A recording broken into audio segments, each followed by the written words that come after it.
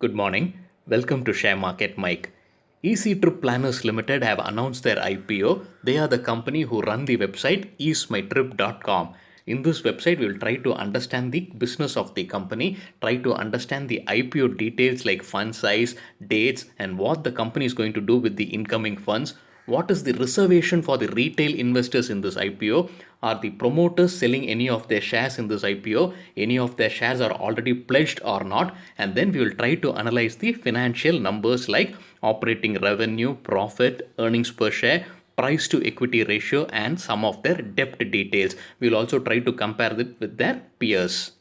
Important disclaimer, I am not a SEBI registered advisor and this video is all about my understanding of the company's red herring prospectus and sharing with you what I feel are the positives and negatives from the red herring prospectus of the company.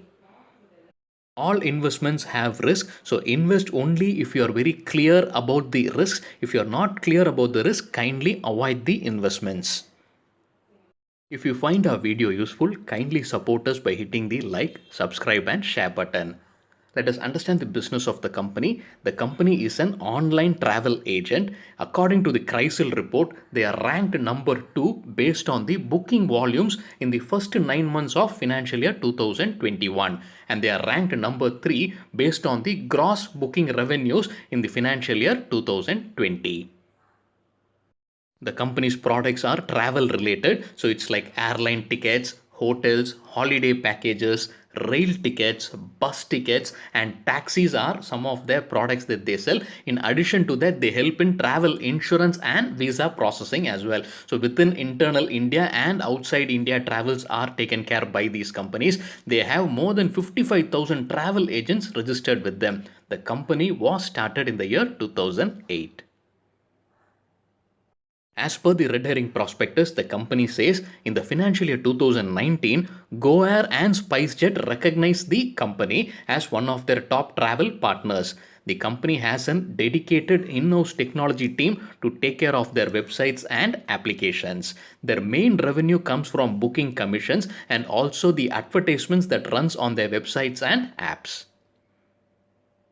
Let us quickly go over the IPO details. The price band fixed is 186 to 187, 187 being the upper band. The lot size is 80 units, so minimum we have to buy 80 shares and after that in multiples of 80. So if we are going to apply at the upper band 187 for one lot, the minimum price we have to spend is 14,960 rupees.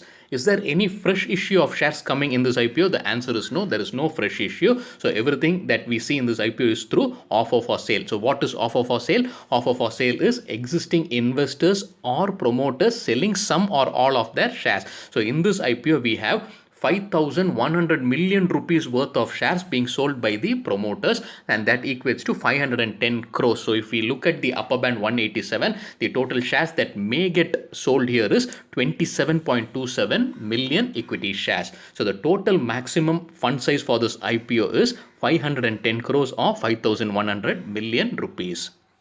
The timetable for this IPO, it opens on March 8th, closes on March 10th. The finalization is March 16th. Initiation of refunds is March 17th. Credit of equity shares for those who get it is on March 18th. And the trading may start on March 19th. So it gets listed probably by March 19th. So who are the promoters of this company? Mr. Nishant Pitti is the main person. He is the CEO and whole-time director. He is selling some of his shares worth 2,550 million rupees. Mr. Nikant Pitti, he is also selling some of his shares worth 2,550 million rupees. The third person is Mr. Prashant Pitti. So all three are brothers.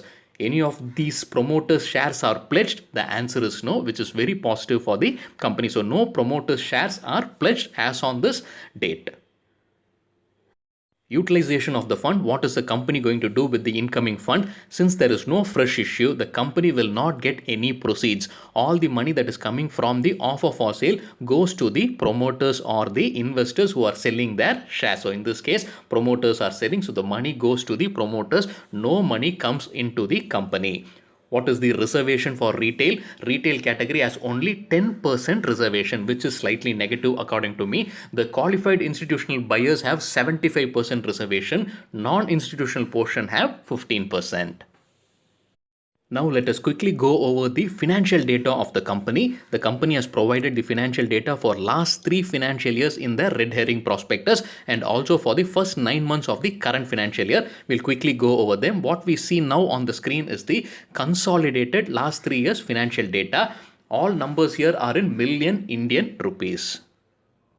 We will try to see each line item in detail in the upcoming slides, but quickly we will see the revenue, how it is doing. The revenue from operations is increasing year after year, which is very positive. One more positive thing is the profit before tax and profit after tax both are increasing year on year, which is good. But one thing that I would like to highlight here is the other income factor. If I remove the other income factor from this list, then I believe the profits will turn into losses. So that is a concern according to me. That is my point of view.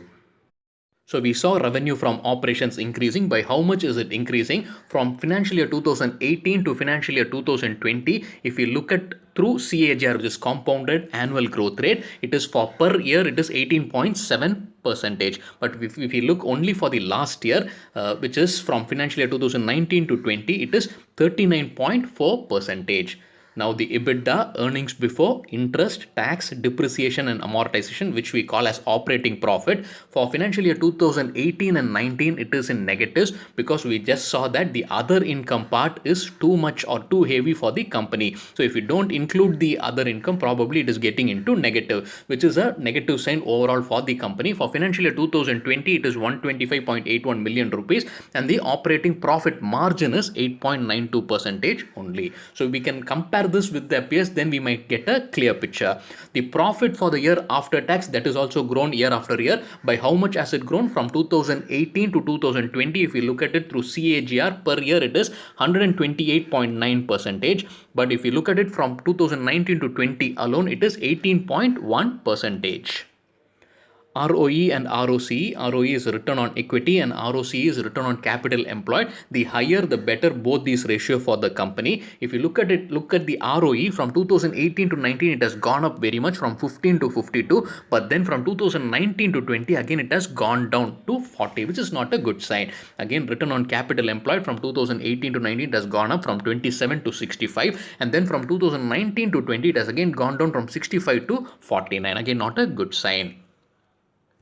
The company's debt details, whatever I ran through the red herring prospectus, I found the company to be debt free. So there is no actual debts, but there are financial obligations. We have to see whether the company is able to meet those financial obligations from the revenue that they earned from that financial year itself. For that, we use the ratio called the interest coverage ratio. The higher this ratio, again, it is better. For 2018 and 19, it is in negative. In 2020, this is in 3.83. So standalone looks good, but it's always better if we can compare it against their peers. Though we understand that the company doesn't have any debts, but they have taken two working capital demand loan facilities and a bank overdraft facilities, both in the UK through Great Britain pound. This is through their subsidy company EaseMyTrip UK. So the total value there is 172.77 million rupees. The company has some litigation and legal cases going against it. So that the litigation and claims, they have 667.68 million rupees at stake. Some of their cases are against prominent names like Paytm and MakeMyTrip. They also have cases like service tax demand and income tax demand. So the overall litigation that they have, it comes around 1433.15 million rupees. In case they lose all those cases, this is the liabilities that they have to face. Before we move on to the earnings per share section, couple of subsidiary companies that I found out in their red herring prospectus are EC Productions Private Limited and Snowbee Private Limited. Both these companies are loss-making companies that they have provided the data in their red herring prospectus. So just bringing it to your attention. Earnings per share, I did not calculate this. This is directly taken from their financial statements. So financial year 2018, it was 0.61. Financial year 2019, it is 2.7. And financial year 2020, it is 3.19. So gradually it has gone up, which is a positive sign for the company. Now with this, we will try to calculate the price to earnings. For that share price, we will take the upper band of the IPO, which is 187. And for earnings per share, we will take it from the red herring prospectus for the financial year 2020, which is 3.19. So with this, if we calculate the PE, it comes to around 58.6, which I think is little costlier. And then after IPO, in this case, there is no new shares coming in, so the share count remains the same. So after IPO also, the PE will remain the same, which is 58.62, but we are calculating it based on financial year 2020 data. Now that we calculated the PE, and I feel personally it is little costlier, it is always better to compare it against their peers. The company in the red herring prospectus has said that there is no listed companies in India that does the same kind of business that they do. So that is slightly disappointing that we cannot compare it against their peers. Though the company states that there is no listed company that does the business of what they do, but one of our other YouTube channel's viewers suggested Thomas Cook that could come closer as a peer to this company. The company has also provided the financial data for first 9 months of financial year 2021, but they have not provided the same data for the previous year for comparison. The revenue for operation in the first 9 months of this financial year is 492.53 million rupees. The profit before tax is 418.39, and the profit for the year after tax is 311.09 million, which is all good. My only concern again would be the other income part, which is slightly higher, and then the earnings per share is 2.86, which is also good. We have to take into account that because of corona, the bookings and travels were all less, so that is also one factor that goes against the company. With this, we have come to the end of the video. If you find our video useful, kindly support us by hitting the like, subscribe and share button. Thank you.